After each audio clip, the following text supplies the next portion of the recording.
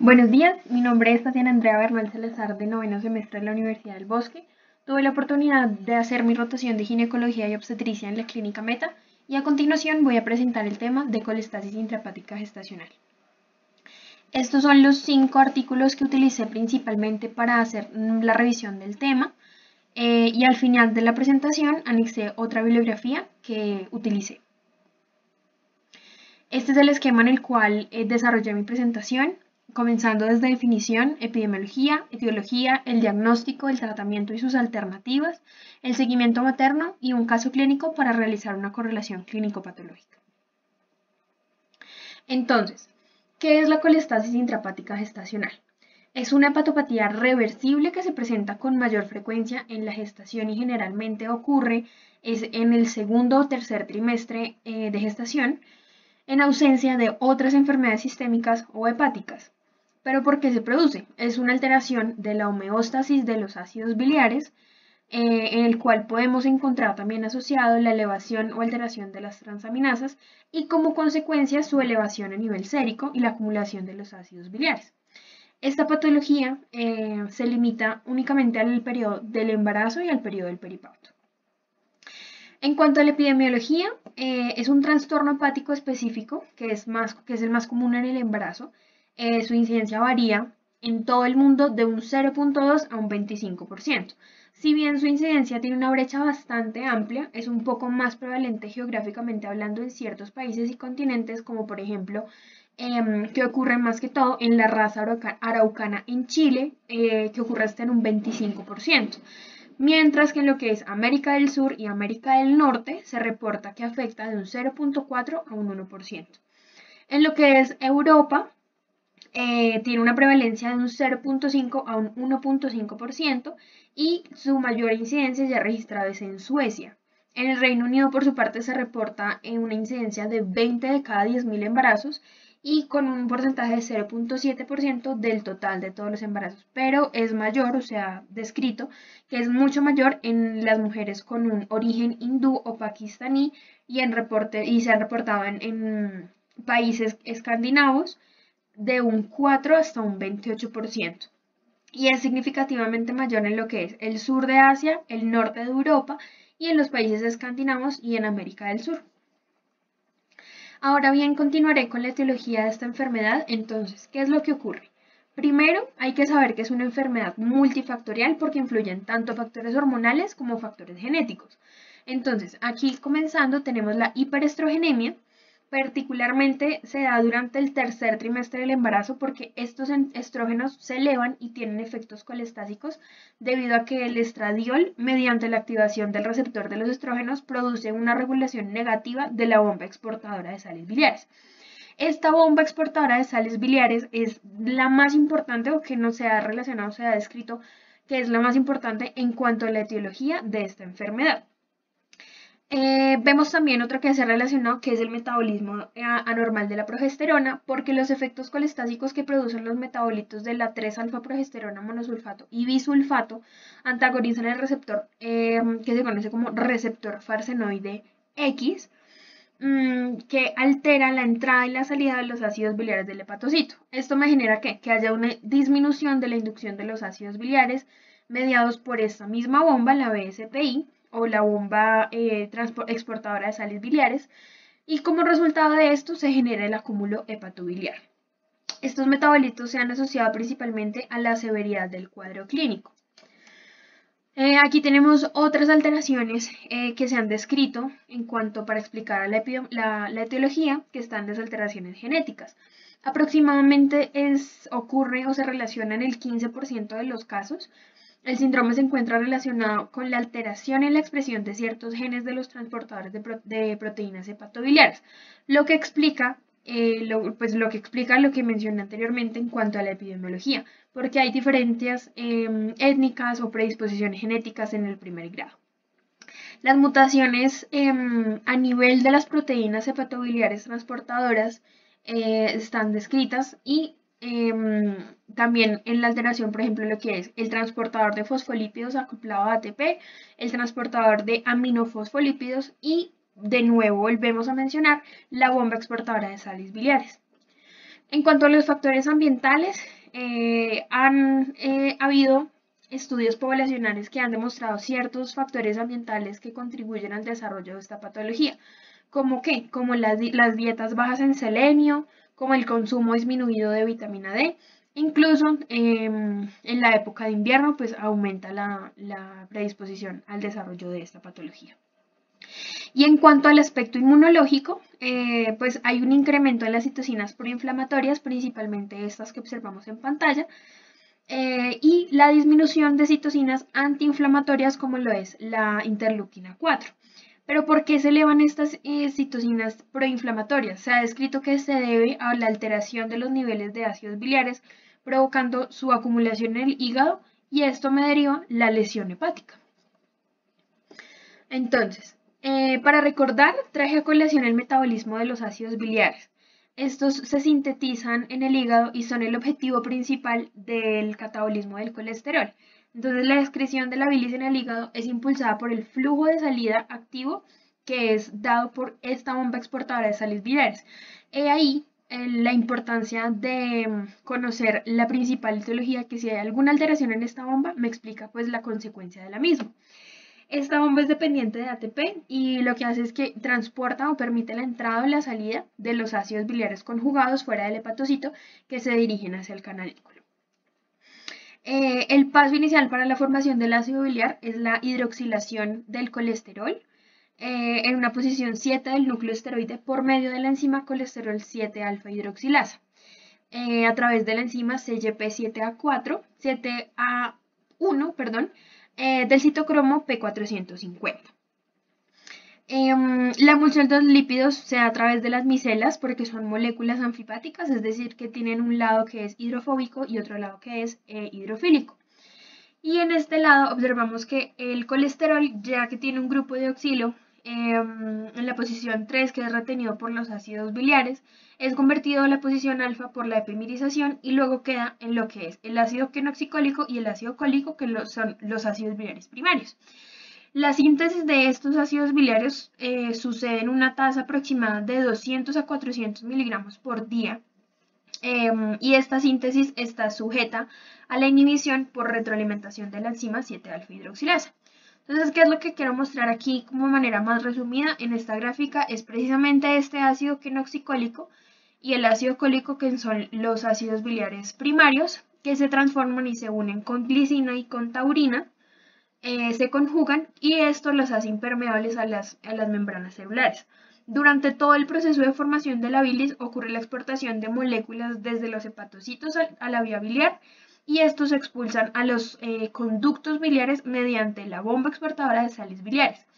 Por esta bomba de exportación se forman las micelas con fosfatidilcolina y estos complejos me sirven para proteger el epitelio luminal de los efectos tóxicos de las sales biliares, permitiendo que su excreción no dañe a las células circundantes. Entonces, todo este mecanismo que les acabo de mencionar es esencial para mantener la circulación biliar adecuada. Y como los ácidos biliares son extremadamente citotóxicos, incluso en bajas concentraciones, tanto su síntesis como su transporte deben ser altamente regulados.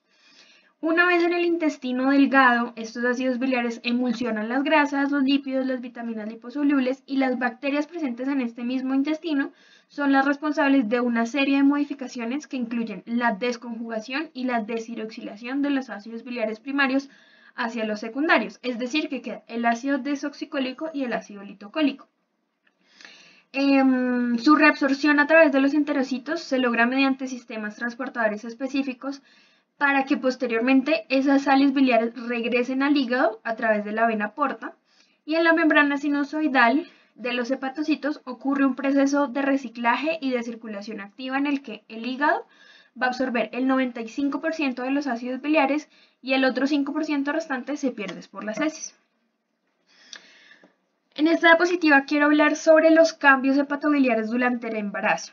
El tamaño del hígado y el volumen sanguíneo hepático no sufren modificaciones durante la gestación, pero sí hay un aumento en el volumen plasmático y el corazón lo que hace es enviar todos los nutrientes y los metabolitos necesarios al hígado en el menor tiempo. Sin embargo, este órgano no es capaz de adaptarse a los cambios circulatorios, lo que lleva a qué? A que haya una reducción del volumen minuto cardíaco destinado hacia el hígado.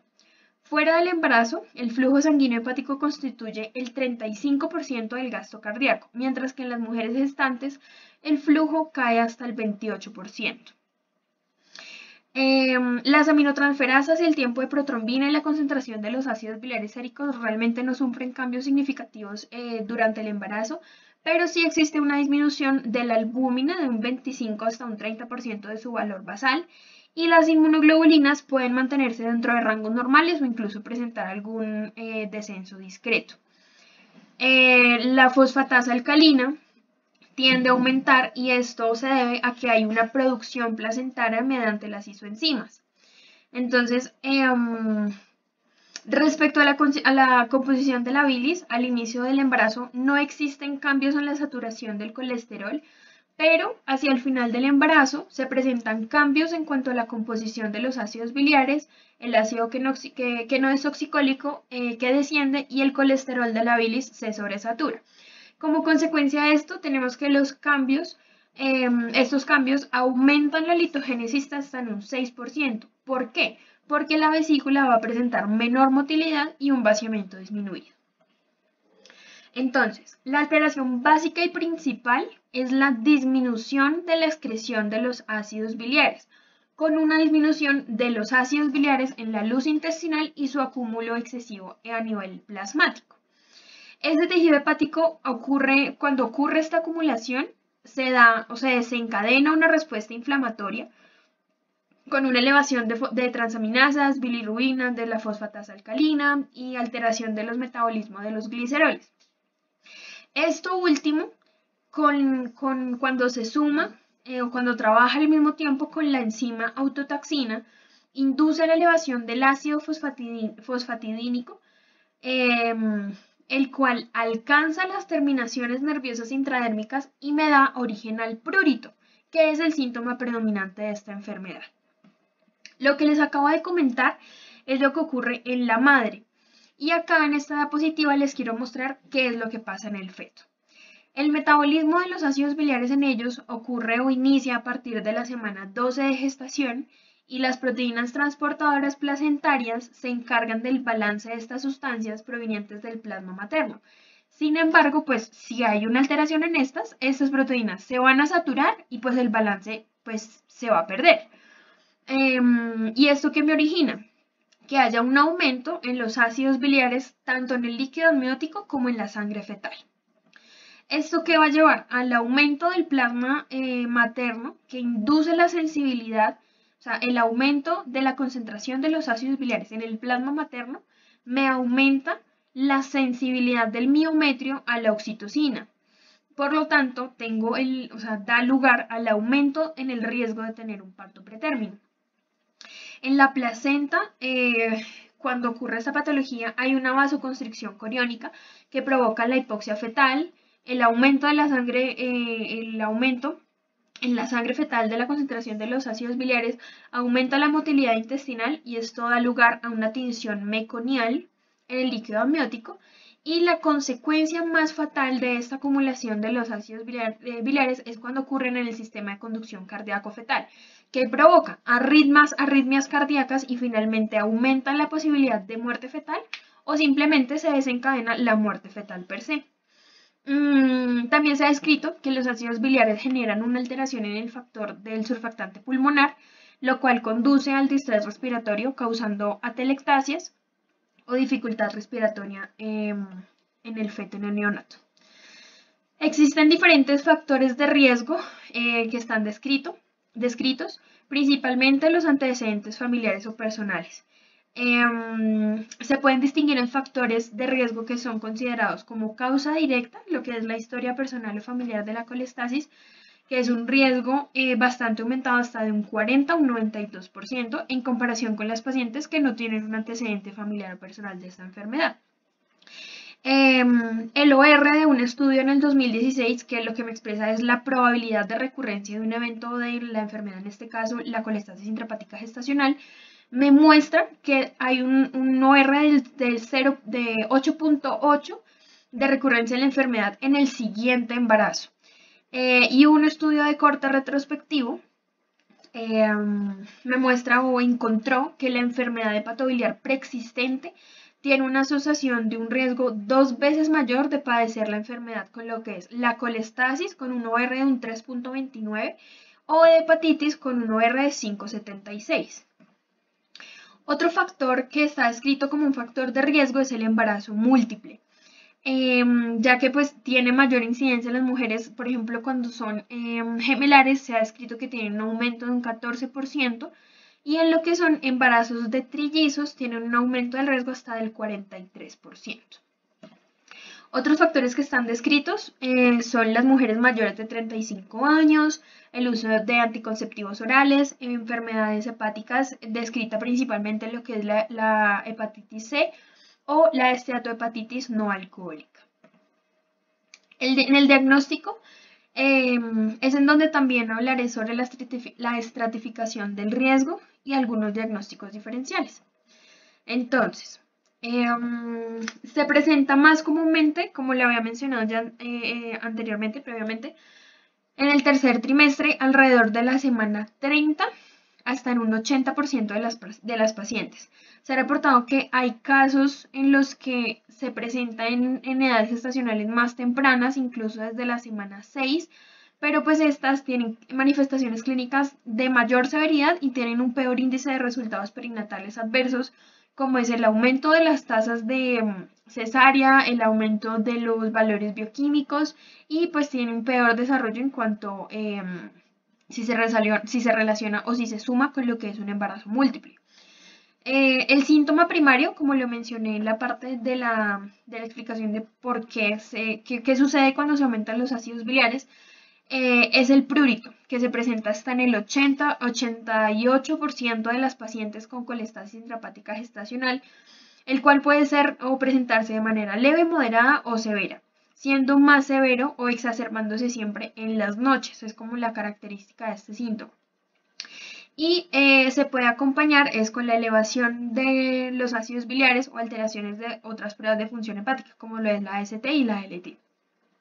Este prurito normalmente no se asocia con lesiones dermatológicas a menos de que haya una aparición de una excoriación por el rascado.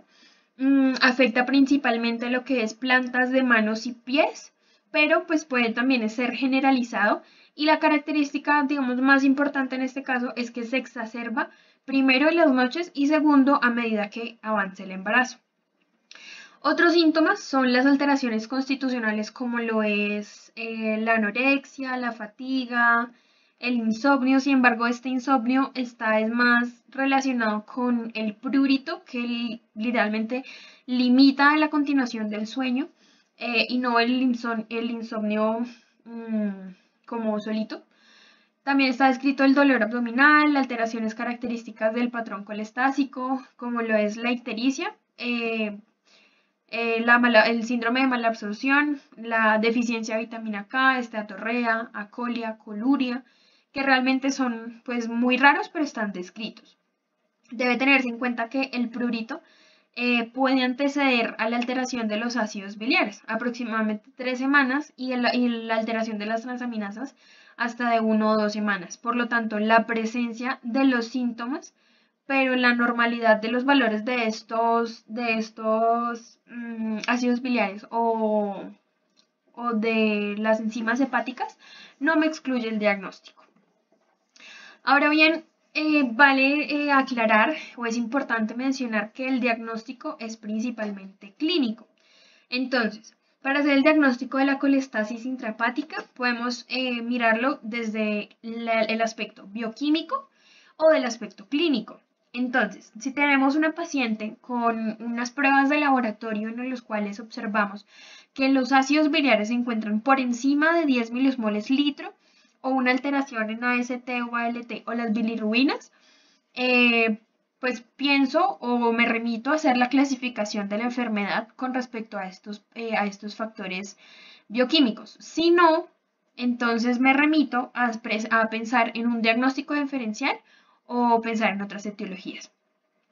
Si lo hago desde el clínico, entonces si la paciente llega con el prurito plantopalmar de predominio nocturno, pienso en hacer la clasificación respecto a la toma también de los parámetros bioquímicos. Si no lo tiene, pues pienso en hacer un diagnóstico diferencial y en otras patologías. Si llegamos a hacer la necesidad de hacer la clasificación, entonces lo clasificamos en lo que es un riesgo bajo, un riesgo moderado, un riesgo alto. Esta clasificación del riesgo lo vamos a hacer de acuerdo a 3 criterios diferentes, que son los criterios bioquímicos respecto a los comportamientos de los niveles de ácidos biliares o enzimas hepáticas, de los antecedentes maternos, si la paciente tuvo colestasis en embarazos previos o si tiene el antecedente en la familia, y los antecedentes fetales, si la paciente tiene una historia previa de muerte fetal con o sin el diagnóstico preciso de la colestasis intrahepática. Aquí en el bajo riesgo entonces tenemos los ácidos biliares entre 10 a 19 milosmoles litro y o la elevación de enzimas hepáticas AST o ALT, pero estas últimas sin ser más del doble de referencia del laboratorio. Del riesgo moderado encontramos los ácidos biliares de 20 a 39 milosmoles litro y o en la elevación de las enzimas AST o ALT no más del doble del laboratorio de referencia, y el alto por encima de 40 milosmoles litro y o la elevación de AST o ALT más del doble de referencia del laboratorio. Esta es la categoría especial que mencioné cuando debemos tener en cuenta los antecedentes fetales, si hubo muerte previa o no en la madre con o sin el diagnóstico preciso de la colestasis. Y en esta, pues continuamos con qué vamos a hacer una vez tenemos la clasificación de nuestra paciente. En el bajo riesgo, entonces vamos a tomar la decisión de hacer un tratamiento farmacológico, pensar primero en que sea ambulatorio y al ser de bajo riesgo, pienso en hacer una interrupción del embarazo cuando esté a término. En el escenario de tener una paciente con un riesgo moderado, pienso en tener el tratamiento farmacológico dosis-respuesta de manera ambulatoria u hospitalaria. Y si la paciente tiene una respuesta favorable, pues remitimos casi que al final a lo mismo del bajo riesgo. Podemos hacer la interrupción del embarazo a término de acuerdo a indicaciones obstétricas. Pero si la paciente no tiene una respuesta favorable a este tratamiento farmacológico, comenzamos el esquema de maduración pulmonar y pues pensamos en hacer la interrupción del embarazo. Si tenemos en cambio el escenario de una paciente de alto riesgo, hacemos el tratamiento farmacológico dosis-respuesta de manera hospitalaria. Procedemos a hacer el esquema de maduración pulmonar. Si tiene una buena respuesta, es el mismo derivado del riesgo moderado. Hacemos la interrupción del embarazo de acuerdo a las indicaciones obstétricas, que puede ser a término. Y si no tiene una respuesta favorable, hacemos la interrupción del embarazo una vez se complete el esquema de maduración pulmonar. La determinación de los ácidos biliares son el gold estándar, a pesar de que se contempla también la elevación de las transaminasas. Usualmente la concentración de los ácidos biliares se consideran elevados o anormales cuando se encuentran por encima de 10 a 19 milosmoles litro. Lo que es la ALT es más sensible que la AST debido a su producción extraplacentaria, y esta ALT puede verse o puede elevarse de 2 hasta 30 veces su valor normal. Lo que es la fosfatasa alcalina se produce en grandes cantidades en la placenta, por lo tanto no es realmente útil para hacer el diagnóstico. La gamma-glutamiltransferasa puede permanecer normal o discreta durante la patología, entonces tampoco me sirve o no es realmente útil para hacer un diagnóstico. Mientras que las bilirrubinas pueden elevarse hasta en un 10% en las pacientes y se caracteriza por una hiperbilirrubinemia mixta leve. Hay otros estudios de imagen como lo es la ecografía, que realmente se utiliza cuando tengo una sospecha de otra entidad causante del cuadro clínico. Eventualmente la puedo mandar en pacientes con la enfermedad o con una historia de una enfermedad hepática. Lo que es la biopsia hepática realmente no está indicada en esta patología, solo la hacemos en el caso de tener que caracterizar alguna patología hepática diferente, como lo es la colestasis venular o canalicular de los tractos portales, si están preservados. Un estudio realizado en Irlanda en el 2012 con 219 pacientes sanas primigestantes con un índice de masa corporal promedio de 25, demostró que la concentración de ácidos biliares se puede mantener estable durante todo el embarazo y que los valores en este tipo de pacientes pueden fluctuar de un 0.3 a un 9.8 miliosmoles por litro.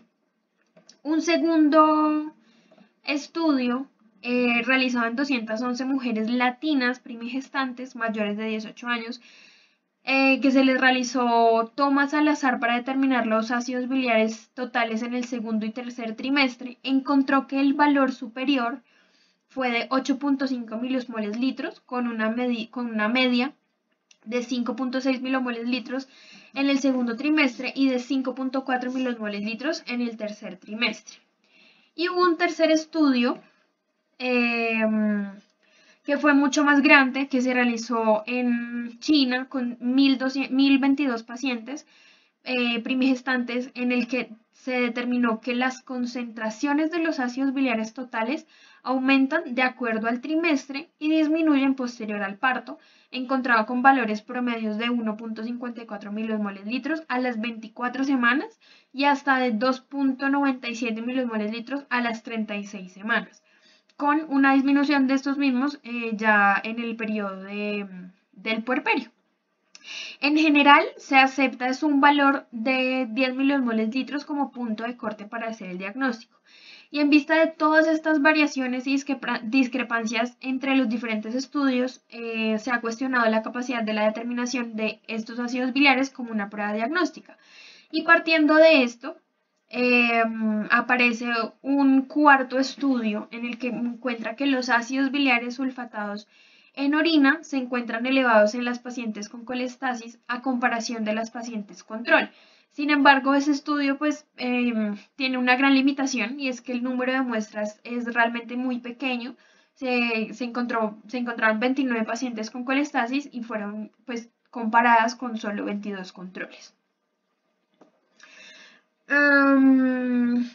En esta diapositiva lo que muestro es un artículo en el que me habla que no se ha identificado de manera consistente predictores específicos para un mal resultado fetal.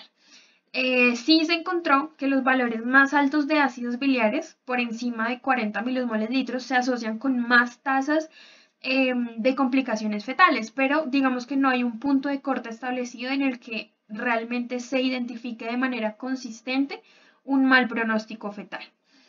The South American Maternal and Neonatal Community of Practice recomienda hospitalizar a las pacientes con valores de ácidos biliares por encima de 40 micromoles litro, o cuando tienen una ALT por encima de 200 unidades internacionales litro, con la toma de laboratorios controles 2 veces por semana y la toma de pruebas de coagulación al momento del diagnóstico y antes del parto. Bueno, en esta diapositiva lo que quiero mostrarles son los diagnósticos diferenciales.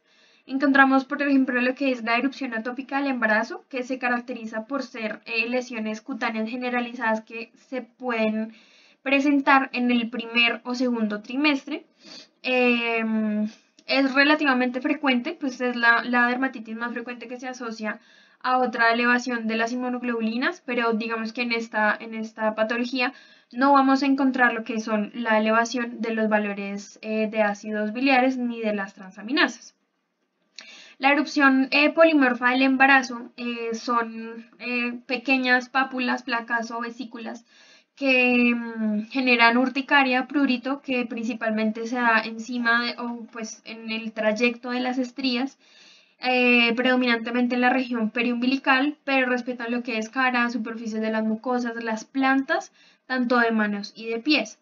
Estas dos porque son, digamos, como diagnósticos diferenciales, porque las dos se presentan con prurito, pues sin embargo encontramos que es otra etiología completamente diferente y se pueden llegar a pensar por lo mismo que les mencioné en la parte de los síntomas, porque las pacientes al tener un prurito tan severo pueden llegar a generar lesiones de excoriación por el rascado y se pueden llegar a confundir con alguna de estas mismas. El pénfigo gestacional es un trastorno autoinmune que comienza en el segundo o tercer trimestre, se asocia más que todo al embarazo molar y se caracteriza por las presencias de lesiones vesiculares o de placas que son bastante pruriginosas. La hepatitis viral o autoinmune de la viral pues está más relacionada a otros factores epidemiológicos. Y la autoinmune pues ya ocurre previa a la gestación, tiene otros marcadores séricos diferentes como la presencia de anticuerpos positivos y para su diagnóstico se basa uno es en la presentación clínica, en las serologías positivas e incluso en estudios histopatológicos. El hígado graso pues realmente es una emergencia obstétrica que se caracteriza por la presentación, por la constelación de signos y síntomas principalmente gastrointestinales. O también, pues digamos que se piensa como un diagnóstico diferencial porque se puede presentar una función hepática normal, pero se asocia más a hipoglucemia y a pruebas de coagulación alteradas y el síndrome de HELP. Entonces, ahora pues continuaré con lo que es el tratamiento y sus demás opciones. Entonces aquí tenemos que principalmente pues se usa el ácido ursodesoxicólico, también conocido como Ursacol. Esto es un ácido biliar hidrofílico que disminuye el daño hepático en la madre. ¿Por qué? Porque otorga una protección contra los efectos hepatotóxicos de estos ácidos biliares y mejora el transporte y la secreción de los ácidos biliares y hace que pues, el mecanismo más importante de la estimulación de la secreción hepatobiliar se mejore por el transporte pues, mismo de estos ácidos biliares a través de la placenta. Es el fármaco más eficaz y el que se utiliza de primera línea para la colestasis intrahepática, a pesar de que la eficacia y la tolerancia pues, son limitadas. La mayoría de los estudios reportan que mejora el prurito y mejora la sintomatología hasta incluso 2 semanas después del inicio del Ursacol y mejora los niveles de laboratorio de 3 a 4 semanas del inicio de su administración. La dosis recomendada en algunas guías es de 8 a 15 miligramos kilogramo día o 500 miligramos 2 veces al día. Sin embargo, nosotros en Colombia la usamos en dosis de 300 miligramos cada 8 horas hasta la finalización del embarazo, sumado dependiendo de la clasificación del riesgo con la maduración pulmonar. La dosis máxima es de 21 miligramos kilogramo por día y se puede presentar con diferentes efectos adversos, principalmente como lo es la diarrea y la náusea, pero pues este medicamento tiene realmente una buena tolerancia en la mayoría de las pacientes. Este artículo de Pitches es un ensayo doble ciego multicéntrico aleatorizado que lo que hizo fue comparar un placebo que buscaba mostrar la relación de ese Ursacol versus el placebo en las pacientes con colestasis intrahepática. Fue realizado, pues al ser un estudio multicéntrico, se realizó en 36 hospitales entre Inglaterra y Gales y su ventaja es que es el estudio más grande acerca del tema publicado actualmente. De acuerdo con sus resultados, se mostró que a pesar de que el uso de Ursacol sea seguro en el embarazo, realmente no tuvo un efecto clínicamente significativo con respecto al prurito en estas pacientes. Y además no se evidenció que su uso implicara una disminución en los niveles de ácidos biliares séricos, como también lo establecieron las guías de ROC, de Royal College of Obstetricians and Gynecologists. Existen otras alternativas terapéuticas para esta patología que son, por ejemplo, lo que es la rifampicina. Esta rifampicina mejora el prurito, demostró que mejora el prurito en la mayoría de las pacientes y muchos presentan la reducción de los niveles séricos de ácidos biliares y o de las aminotransferasas. Su dosis es de 300 a 1200 miligramos por día y tiene una clasificación según la OMS de C en el embarazo. También está descrita la dexametasona, que suprime la producción fetal de los estrógenos. Y como lo mencionamos en la etiología, los estrógenos, pues al disminuir su producción, al suprimir su producción, como tienen efectos colestásicos, pues consecuentemente a esto va a disminuir la clínica de la paciente. A dosis muy altas ha demostrado actuar como la corrección de síntomas y resultados de laboratorio. Sin embargo, los tratamientos en algunos estudios realmente muestra que tiene menor eficacia con respecto a la reducción de los ácidos biliares y de la bilirrubina, así como también del prurito. Su dosis es de 12 miligramos por día y tiene una clasificación B. Otra que también está descrita es la colestiramina, que protege los conductos biliares desintoxicando los ácidos biliares hidrofóbicos, atando las sales biliares y cortando su circulación enterohepática y aumentando su excreción fetal. Entonces, realmente se ha descrito que la colestiramina disminuye el prurito sin tener ningún efecto importante sobre los parámetros bioquímicos o sobre los resultados fetales. Su dosis es de 8 a 16 gramos por día y tiene una clasificación C. Otra que también está descrita es la S-desinocilmetionina, que afecta la composición y la fluidez de las membranas de los hepatocitos, aumenta la metilación y la excreción biliar de estos metabolitos hormonales. No es frecuentemente usada en esta patología y tiene una dosis de 10 miligramos por día y tiene una clasificación C. En cuanto a los antihistamínicos, bueno, pues los antihistamínicos se utilizan es para aliviar el prurito, que pueden, o sea, se utilizan más como a través de su efecto sedante, pero realmente no es eficaz con respecto a la disminución de los niveles séricos que me interesan bajar en esta patología. Está descrito el uso de la hidroxicina, de la prometacina, de la clorferinamina. Tiene una clasificación de 6, pues claramente su dosis depende de cuál antihistamínico consideraré utilizar. En el caso de Colombia también la loratadina.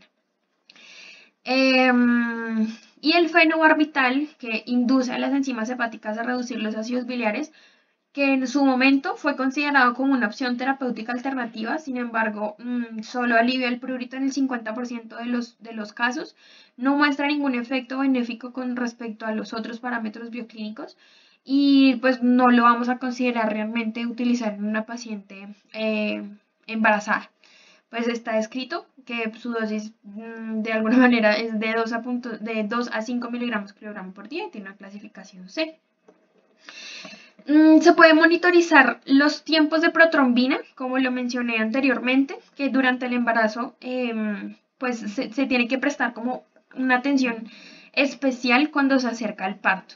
Se puede llegar a administrar la vitamina K si es necesaria, que eso lo describe también el The Royal College of Obstetricians and Gynecologists y the South American Maternal and Neonatal Community of Practice recomiendan iniciar una dosis de vitamina K de 5 a 10 miligramos por día en el caso de que haya una elevación en los tiempos de protrombina. Y además, la misma comunidad de práctica que mencioné anteriormente recomienda su manejo activo durante el tercer estadio del parto para prevenir el riesgo de hemorragia postparto. En cuanto al manejo intraparto, entonces debemos realizar un registro o está indicado realizar un registro cardiotocográfico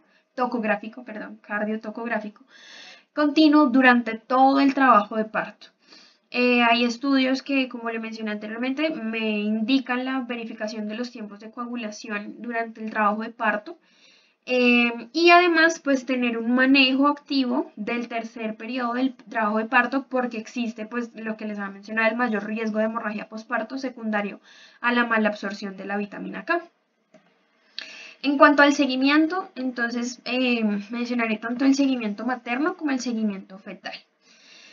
En cuanto al control prenatal, pues debe ser un área del embarazo, o sea, debe ser tratada en el área de embarazos de alto riesgo, cada 1 o 2 semanas desde que se realiza el diagnóstico, que incluya la revisión general, el control de signos vitales como tensión arterial, exámenes como un uroanálisis, y esto me permite a mí controlar la condición y excluir otros diagnósticos. En cuanto al control semanal de los laboratorios, pues me indican algunas guías la toma de la biometría hemática, un cuadro hemático, verificar niveles de glucosa, de función renal, de los tiempos de coagulación, sobre todo pues antes del trabajo de parto, como lo mencioné, las funciones, las enzimas de función hepática y pues idealmente la cuantificación de los ácidos biliares séricos. Estos últimos deberían evaluarse semanalmente en los casos moderados y 2 veces por semana en el caso de que sean casos severos. En la semana 36 a 37 se hace una nueva toma de esos ácidos biliares. Las guías recomiendan desembarazar entre la semana 37 a 38 y realizar pues un monitoreo anteparto, que realmente no ha demostrado ser efectivo en varios estudios y se le ha dado como un mal uso, puesto que ha provocado variaciones marcadas al decidir el momento del parto por intentar balancear el riesgo de muerte fetal intrauterina contra los riesgos de un parto pretérmino o de un término temprano. Este problema nace a raíz de la falta del consenso de las guías a nivel mundial, y pues al respecto hablan son las guías publicadas en el 2011 de The Royal College of Obstetricians and Gynecologists, que sugieren discutir con las pacientes la posibilidad de un parto terminado de manera temprana como método para minimizar el riesgo de la muerte fetal intrauterina, lo cual pues realmente respalda, no se puede como respaldar debido a la escasa evidencia científica que existe. En este lado, de 2 a 6 semanas posparto, entonces una vez los niveles de ácidos biliares retornen a sus valores normales en una semana, y las pruebas de función hepática pueden incluso disminuir o volverse normales hasta un mes o 6 semanas posteriores al parto. La mayoría de las guías recomiendan realizar pruebas de función hepática entre 2 a 6 semanas posteriores al parto. En el caso de que los laboratorios no vuelvan a la normalidad después de estas 6 semanas que esperamos en el periodo del puerperio, se debe considerar otras patologías como lo es hepatitis C, una cirrosis biliar primaria, una colangitis esclerosante primaria, que son pues posibles diagnósticos que no me permitirían bajar estos niveles séricos después del tiempo esperado. Pese a que aún no se conoce una terapia efectiva contra la muerte fetal intrauterina, este artículo de Ovadia y sus colegas en el 2019 realizaron un metaanálisis de 27 estudios en los que querían determinar la relación entre los marcadores bioquímicos con la posibilidad de algunos efectos perinatales. Lo que lograron en este estudio fue determinar que las concentraciones de los ácidos biliares totales elevados eran altamente predictivas para una muerte fetal intrauterina en los embarazos únicos.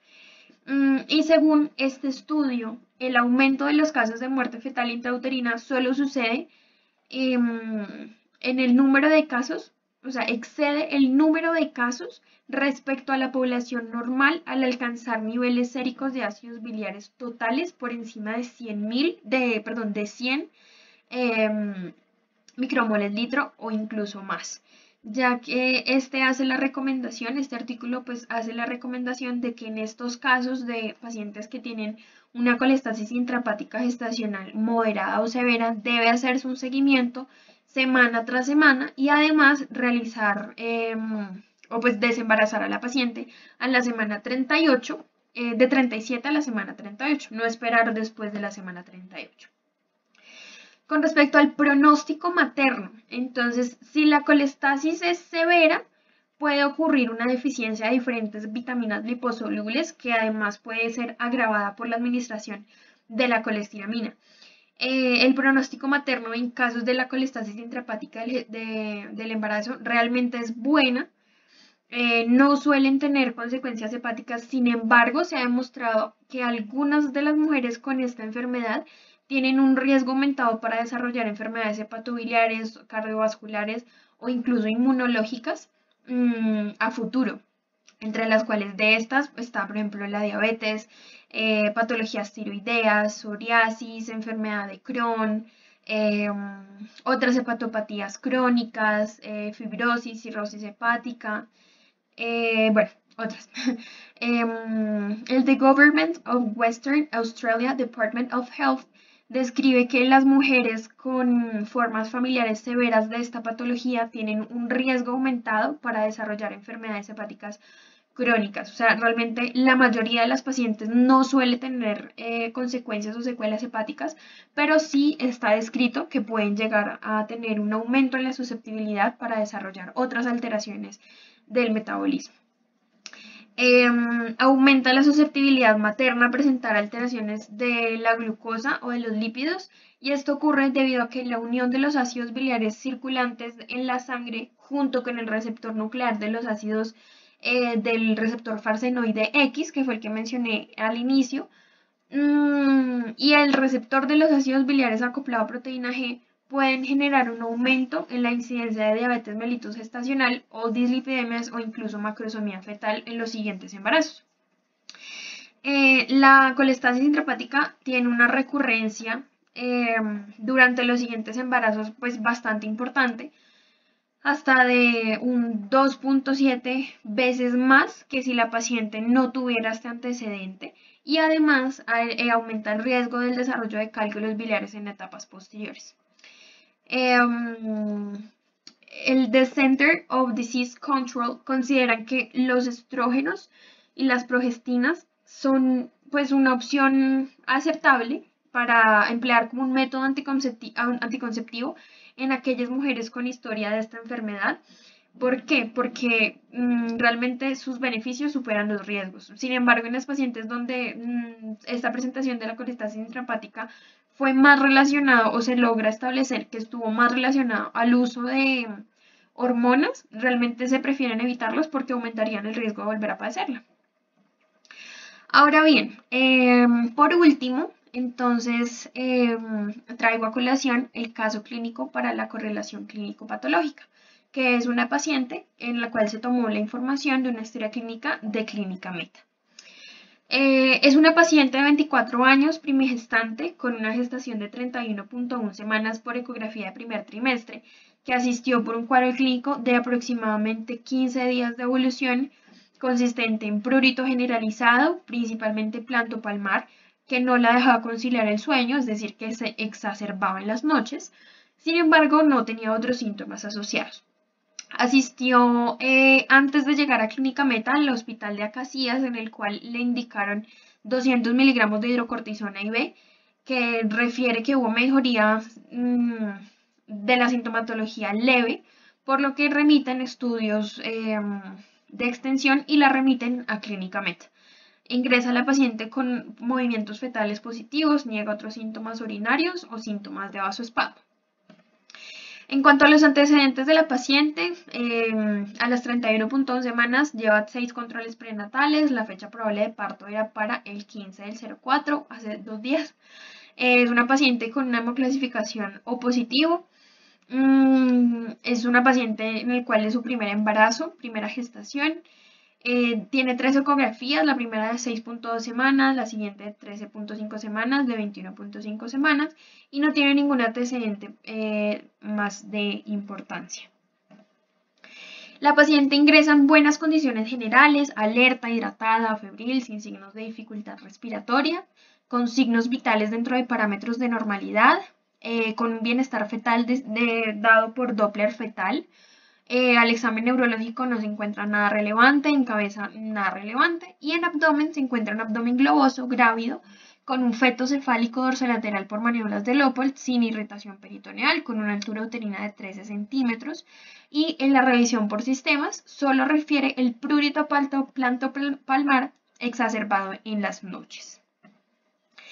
Estos son los paraclínicos con los cuales ingresa la paciente desde el lugar de remisión.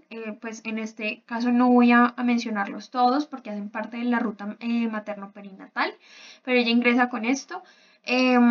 Encontramos el reporte de las ecografías, las 3 que había mencionado ya anteriormente. Y en el momento en el que la paciente ingresa por urgencias ginecológicas, se solicita una monitoría fetal anteparto, una ecografía de abdomen total, la toma de alanina aminotransferasa, las enzimas hepáticas, una ecografía obstétrica transabdominal, bilirrubinas total, directa, indirecta, la fosfatasa alcalina y tiempos de coagulación, los cuales arrojan los siguientes resultados. La fosfatasa alcalina de 587 unidades litro, la AST, ALT significativamente elevadas, la bilirrubina elevada a expensas de la directa, la amilasa en 576, perfil renal, normal, y en la ecografía de abdomen encontramos un escaso contenido de barro biliar, un embarazo de 31 semanas y pues realmente de impresión diagnóstica parece un estudio normal. Entonces, en esta paciente, pues los reportes del perfil hepático se encuentran alterados, los tiempos de coagulación se encontraron dentro de parámetros normales, la ecografía obstétrica se encuentra que es acorde con la edad gestacional y muestra un bienestar fetal, y se toma la decisión de enviar una valoración para cirugía general para descartar alguna otra patología de carácter quirúrgico y a medicina interna para verificar manejos adicionales. Entonces, hasta este momento nuestra paciente tiene un diagnóstico de colestasis intrahepática gestacional sospechada, una gestación de 31.1 semanas por ecografía, primigestante, G1, de un alto riesgo obstétrico. La paciente en este momento, después del ingreso de urgencias, se deja con una dieta hipograsa, con iosina, con betametasona para el inicio de maduración pulmonar, el inicio del ácido ursodesoxicólico de 300 miligramos vía oral cada 8 horas, un nuevo monitoreo fetal cada 6 horas y la valoración respectiva por las otras especialidades. Entonces, ¿qué dijo cirugía general? Cirugía general responde a la interconsulta y menciona que la paciente realmente no cursa con ninguna patología quirúrgica que requiera algún manejo adicional por ese servicio y mantiene el continuo manejo por ginecología. Y la respuesta de medicina interna refieren que se deba utilizar el Ursacol y continuar el mismo manejo que se está dando por el momento, y vuelven a solicitar un perfil hepático. Estos son el perfil hepático y el hemograma 2 días después del ingreso de la paciente, en el que vemos que, bueno, las bilirrubinas disminuyeron, pero las enzimas hepáticas siguen bastante elevadas y el resto está dentro de parámetros normales. La monitoría fetal me muestra una línea de base y una categoría ACOG1. Estos son ya 4 días después del ingreso de la paciente. El hemograma vemos normalidad dentro de todos los parámetros. Encontramos que bilirrubinas siguen igual que hacía 2 días, o sea, normales o disminuidas ya respecto al ingreso. Las enzimas hepáticas bastante elevadas todavía, persisten elevadas, la fosfatasa alcalina dentro de normalidad. En ese momento la vuelve a ver medicina interna y se quiere descartar una hepatitis viral o autoinmune o tóxica medicamentosa, por lo cual indican estudios adicionales pidiendo antígenos de superficie para hepatitis C y para hepatitis A. Al día siguiente se vuelve a tomar un perfil hepático que sigue bastante elevado. Continuamos con pruebas de bienestar fetal que me indican una categoría ACOG1. Para el 15 del 02, o sea, 6 días después del ingreso de la paciente, persiste la sintomatología de manera moderada. Se continúa el manejo con el Ursacol, pero se adiciona loratadina 10 miligramos vía oral cada 24 horas. Digamos que respecto a la literatura y a la revisión de tema que se realizó, encontramos que realmente el prurito puede disminuir incluso hasta 2 semanas después del inicio de la sintomatología, por lo cual la paciente no tenía que tener obligatoriamente el desarrollo de la sintomatología, que era el caso del prurito, así que es dentro de todo normal que ella persistiera con el mismo. 2 días después se vuelve a tomar el perfil hepático, que siguen bastante elevadas las enzimas hepáticas. Y lo que mencioné anteriormente que hizo medicina interna, que fue la solicitud de los anticuerpos contra hepatitis A y hepatitis C. Para el 19 de febrero persisten elevadas las enzimas hepáticas, sin embargo encontramos una disminución significativa con respecto a las del ingreso. Continuamos con un bienestar fetal, se le toma un perfil biofísico que encuentra 8 de 10 y un peso de 1800 gramos, una monitoría fetal que se encuentra en clasificación ACOG-1, y para el 22 de febrero se encuentra la mejoría de la sintomatología. La paciente claramente ya había completado el esquema pulmonar porque se tomó la decisión de iniciarlo apenas llegó la paciente a urgencias, se continuó con una ACOG-1 y la paciente cumple las 33 semanas. Se toma igual una ecografía obstétrica que me confirma el bienestar fetal y se pide por último un perfil hepático en el cual se evidencia que aún persisten elevadas las enzimas hepáticas, sin embargo, tiene una significativa mejoría con respecto a las del ingreso, por lo cual el 24 de febrero se decide dar ingreso a la paciente para continuar con el Ursacol hasta el final del embarazo y se le indica tener un control prenatal de manera semanal. Vuelve la paciente el 24 de marzo, 2 meses después, cumplidas las 37.2 semanas, en el cual la paciente ingresa con una ecografía del 18 de marzo que indica un feto único vivo con longitudinal cefálico con una placenta fúndica de maduración 3, con un perfil biofísico de ese mismo día que se solicita de 8 de 8, con un ILA de 12.5, con un peso de 3008 gramos y que indica una fecha probable de parto para el 19 de abril. Se le toma una monitoría que me refleja una clasificación ACOG-1 y se le toma y la paciente ingresa con un perfil hepático de hace 2 días que me muestra la elevación sí de las enzimas hepáticas, pero que se encuentran de manera controlada. Las bilirrubinas siguen de manera normal. Entonces, ¿qué se hace con esta paciente el día 24 de marzo? Se le indica a que reingrese el 29 de marzo para hacer la inducción del parto, que continúe con la toma del Ursacol hasta el día del mismo y que llegado el caso ocurra algún signo de alarma, pues reingrese. La paciente ingresa el 29 de marzo y para inducción de trabajo de parto y finalmente se tiene el producto de la gestación el 30 de marzo, un neonato femenino de 3.150 gramos de 46 centímetros que muestra todo el perfil de que era un bebé sano y que no presenta ninguna secuela consecuente a la patología que cursó la mamá durante todo el embarazo. Esta es la bibliografía adicional que implementé para el desarrollo del tema y quiero agradecer por su tiempo, por su atención y espero que haya sido un tema desarrollado de manera clara y bastante agradable.